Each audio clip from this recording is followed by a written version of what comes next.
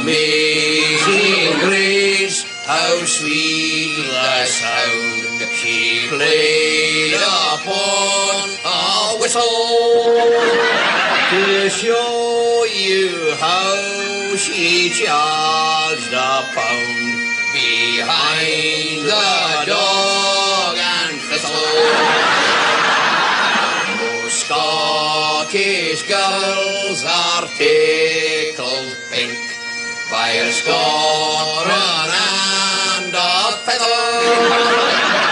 But men in kilts should steer well clear of a girl called Prickly Heather.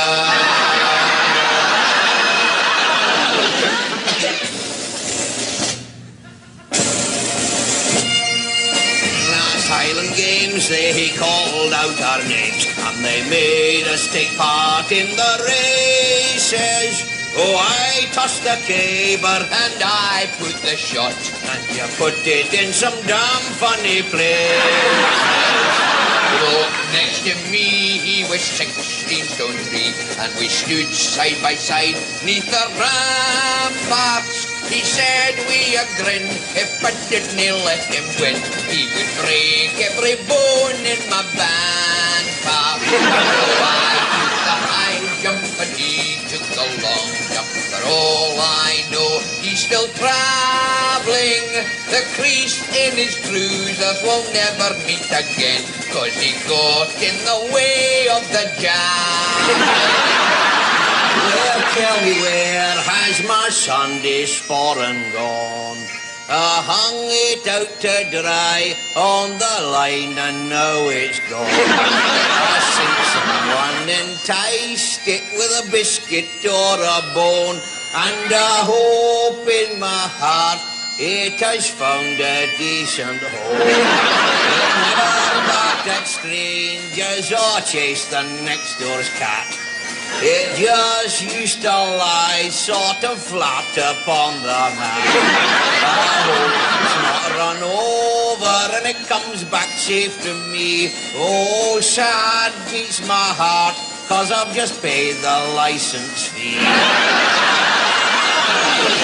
The sheep and the Philistine, the dog and the Bath. Once gave a ball in Kirriemuir to celebrate his birth, with enough supplies of whiskey for to fill the pot of fun.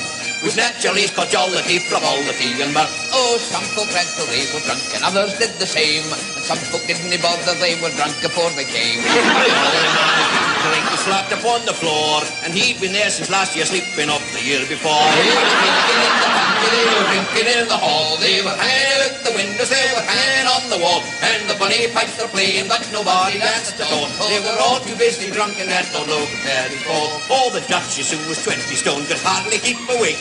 She threw up all her garments and she jumped into the lake.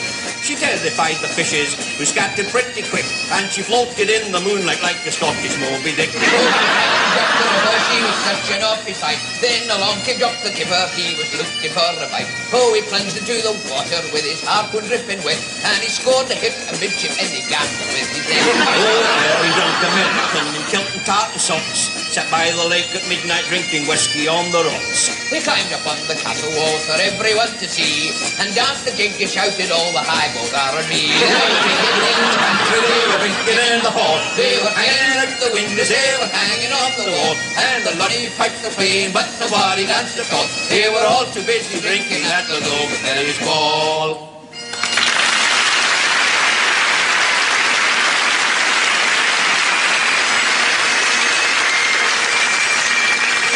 Soldier, a Yiddish soldier, who wandered far away from Golders Green one day. He fight for me and joined the army, the Queen's Own Highland 4x2. And he worked in the cookhouse there, with his knees all bare, cooking kosher fare, serving lager soups to the hungry troops, far from Golders Green, his home.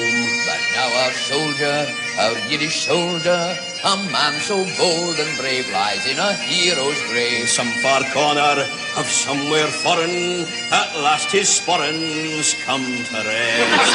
He sailed away for to fight the foe at some Highland show up in Scapa Flow. A flying haggis in a cookhouse bro caused a poor young lad to fall. But like I told you, the Yiddish soldier will never be forgot. Wherever soup is hot, his name will linger on every finger when pickled herrings are passed around.